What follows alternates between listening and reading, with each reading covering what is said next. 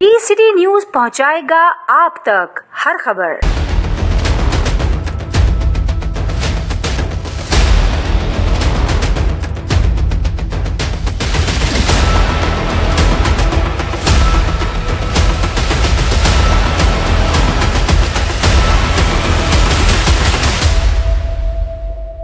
लेकिन ये कल जो हमारे वफाकी हुकूमत के साथ और सिंध हुकूमत के साथ जो मुज़ाकरात हुई है वो नाकाम हो गए और पीर के दिन जो है फिर से वफाकी और सिंध हुकूमत के साथ हमारे मुज़ाकरात होंगे।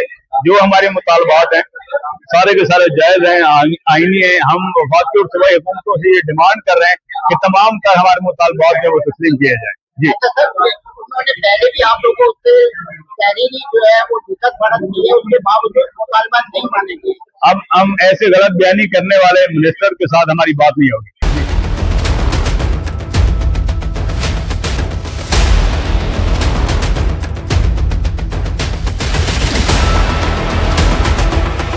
हड़ताल शुरू हो गई है क्या? जी अल्हम्दुलिल्लाह आज 8 तारीख है और 8 अगस्त से आज हमारी हड़ताल जारी और सारी है। जब तक हमारे मुतालबात नहीं माने जाएंगे ये हड़ताल जारी और सारी रहेगी इंशाअल्लाह।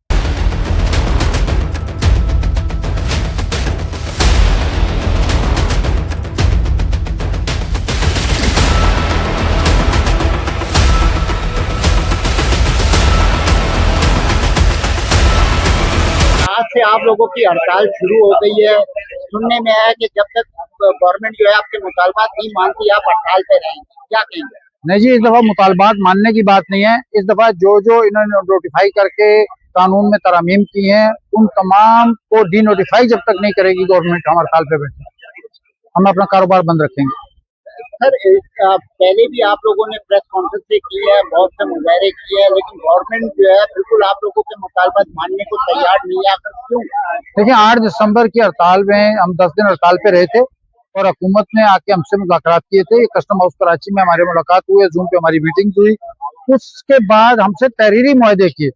अब तहरीरी मुआहदे करके अगर गवर्नमेंट मुकर जाए और उस पर अमल दरामद न करें तो बताएं फिर हमारे पास तो कोई ऐसा कानून नहीं है सिवाय हड़ताल के।